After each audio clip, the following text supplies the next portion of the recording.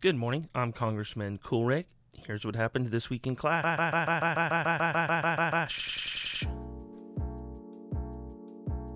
Whoops.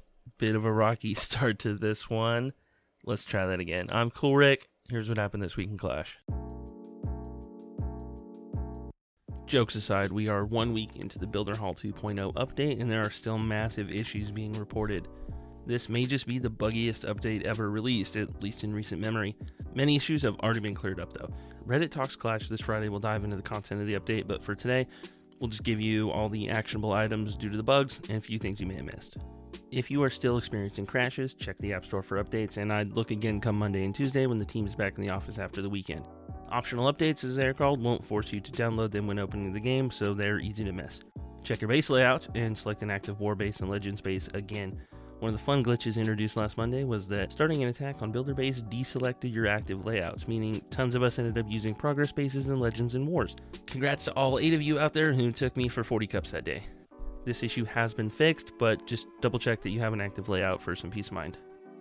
If you are missing obstacles, check the decoration shop and the layout editor. Shoveled items are now stashable, the same as purchased statues, and any you can't find are likely in there. They must have been playing with something in the home village too, because for at least one day, siege machines did not trigger tornado traps. Hopefully you were able to use that to your advantage, because it has since been fixed. There were several minor changes discussed in the patch notes, including that the Warden will be a little more attracted to the Electro Titan, as her Warden weight has been increased. He likes them thick, I guess. Healer AI was also improved to target damaged troops better and not to heal buildings while on defense. One more notable change left out of the quote full patch notes is that the gem mine storage has been slightly decreased. It still produces gems at the same rate, but if you're the kind of player who only looks to the builder base occasionally, it will fill up and stop producing just a little bit quicker now.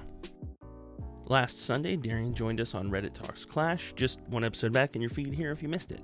The whole interview was great in our humble opinions, but here's some of the highlights though. Supercell is aiming for another update in June. That's right, June. One that is all but confirmed will be focused on Town Hall 15 in what Darian called a refresh. The open communication and transparency of the Builder Base update is likely to continue with future updates. We loved it. What did you think? There's a poll attached to this episode for those of you who are listening on Spotify, so let us know. It also sounds like they'll likely be playing around with the Gold Pass to mix it up and keep it interesting and, quote, spice it up.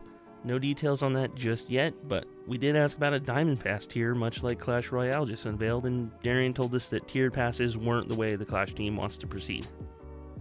16 teams are competing this weekend on the Swiss stage for the Rush of Clans Golden Edition. 8 will advance to the finals next weekend, where a grand prize of $18,000 and a total prize pool of $50,000 will be awarded. The winner there also gets a trip to the World Finals in November. Judo Sloth was nominated as Mobile Content Creator of the Year for the Mobies. You can vote daily through June at mobileawards.com/vote. He's the only Clash of Clans representation, so let's show him some love. He's not the only Supercell representation though, so if you are a Brawl Stars or Clash Royale player, you'll be able to vote on those games and on players from those communities, as well as Supercell as a whole for Mobile Developer of the Year. The Builder Hall challenge maps are live now, one for each Builder Hall 2 through 10. 28 stars will unlock the first ever Battle Machine skin, and earning all 42 stars gives you a shovel, which you will need to start rebuilding your gardens on the builder base. Just like the home village, all those obstacles, with the exception of stones, will respawn though, so feel free to remove them for now and make room for a new base design.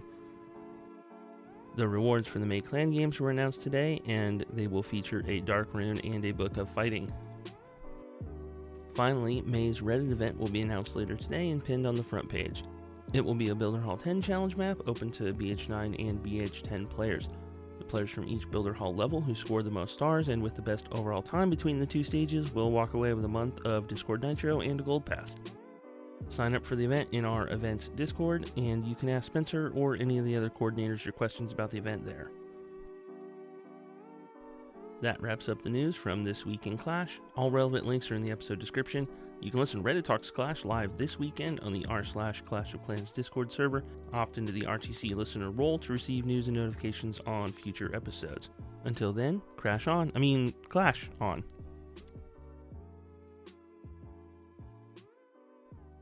Totally saved it.